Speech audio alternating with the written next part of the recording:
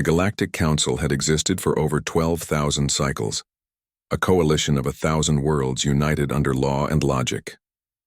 Every member species contributed to the delicate framework that kept the stars from tearing themselves apart through endless wars. It was a civilization of reason, order, and control. For all its power and structure, there remained one rule above all others, a rule whispered in every corridor of power and enforced with trembling obedience. Do not attack the offspring of the humans. The rule had not been written in the first charter. It was carved into the laws only after the galaxy learned what humanity truly was. No one remembered the exact sequence of events that led to its creation. Some said it began with the colony incident on the rim world of Vathis. Others said it started when a human ship found a nest of pirates and annihilated them down to their atoms for taking a single child. What everyone agreed on was that after the humans acted, the galaxy realized what kind of fury slept behind those calm eyes. For centuries, the rule held, obeyed by all. No one wanted to test it. Until now. In the high chamber of the Galactic Council, under the glow of 12 suns refracted through crystal spires, the delegates argued. Their voices rippled like storms across the assembly. They spoke of population limits, of border tensions, of the human expansion into trade routes once belonging to older empires. One delegate, a long-bodied creature of silicate flesh, raised its voice above the others. The humans ignore our decrees, it said, its tone ringing like glass. They breed beyond control. Their colonies multiply faster than regulation allows. They establish outposts without authorization. They must be reminded who governs the galaxy. The council murmured in agreement, some out of fear, others out of resentment. Then the proposal was made, a sanction on a human colony. Not destruction, merely an enforcement action, a warning to keep them in line. The target was a small agricultural world at the edge of Orion's space, home to 5,000 settlers and their families. The youngest among them were children barely able to walk. The motion passed by a narrow margin. When the fleet arrived at dawn cycle, it was meant to disable, not destroy. But mistakes are common in war. Missiles fired faster than commands could be rescinded. The colony burned before any distress signal could be sent. By the time the fleet commander realized the horror of what had been done, there were no survivors to save. The report reached Earth 2 days later. The message was short, emotionless, a transmission filled with static from the far rim. But in those few fragments of audio, there was enough to chill the blood of anyone who heard it. The faint cry of a child, the rush of flames, the silence that followed. The humans did not answer the council's calls. They did not send a delegation or file a complaint.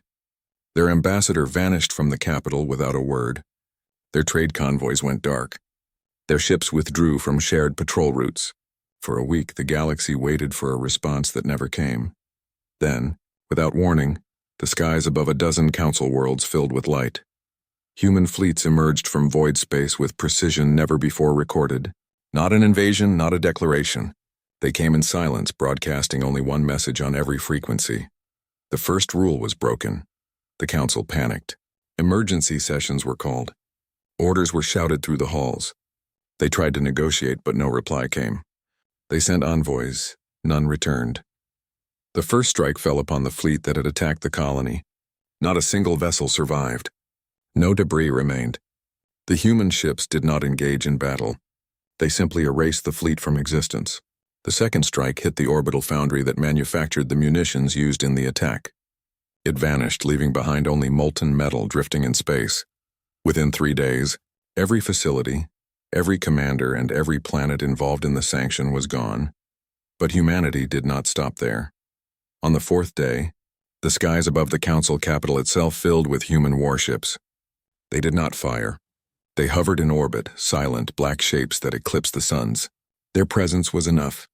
The councilors gathered in terror. The Supreme Speaker demanded to know their intent. He sent a transmission filled with trembling words of apology, begging for understanding. The reply came in a single human voice. Calm, quiet, almost kind. You broke the first rule, the speaker tried to reason. It was a mistake. We did not mean to. There are no mistakes when it comes to our young. The chamber trembled as the human ships activated their projectors. The councilors watched as holographic images appeared above them. The ruined colony. The charred remains of homes. The small figures lying still among the ashes. The humans had found everything. One by one, every delegate who had voted for the sanction was identified and marked. A bright red symbol appeared beside their names. Then the human voice spoke again. "We will not destroy your people. We are not monsters. But those who decided to kill our children will never harm another being again." And with that, the red-marked delegates began to vanish. No sound, no beam, no explosion. Simply gone. Disintegrated in the very seats they had occupied for centuries. Panic consumed the chamber. Those who remained fell to their knees, pleading for mercy. The speaker screamed for a ceasefire that did not exist. The voice spoke once more. "This is not war. This is consequence." The transmission ended.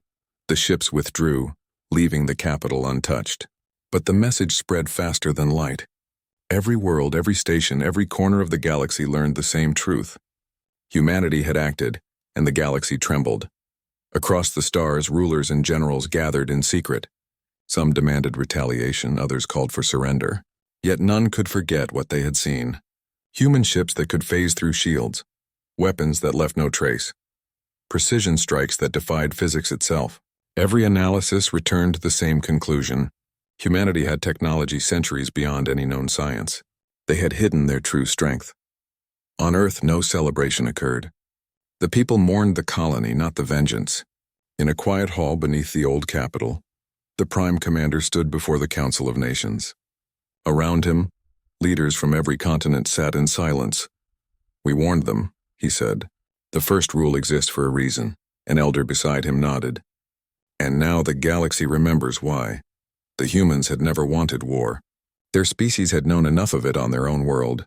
They joined the stars seeking peace, trade, and cooperation. But there were lines they would never allow to be crossed. The first rule was not born of arrogance. It was born of pain. Humanity knew what happened when the innocent suffered for the sins of the powerful.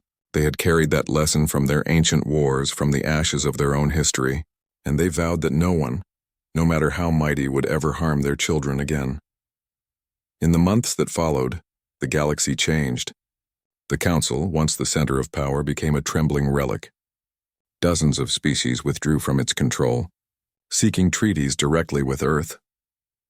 Human diplomats became the most respected figures in known space, not because of power, but because of fear mingled with awe. Some whispered that humanity had ascended to a level beyond mortal comprehension. Others believed they had simply rediscovered truths forgotten by the older races. But those who met them face to face spoke differently. They said that humans were not gods, not demons, just beings who understood love and loss more deeply than any others. Years later, a young cadet on a distant station asked his mentor why the first rule mattered so much. The old instructor, a veteran of the Council Wars, smiled wearily.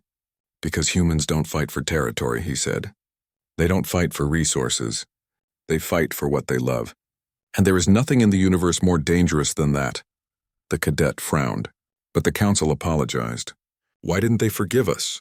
The instructor's eyes grew distant. "Forgiveness is given when the guilty understand what they've done." The Council didn't understand. They thought they'd made a mistake. But to humans, killing a child is not a mistake. It's the end of all reason. They don't negotiate after that. They end the story. The cadet shivered, looking out the viewport at the stars. Somewhere among them, human ships drifted silently, unseen but ever present.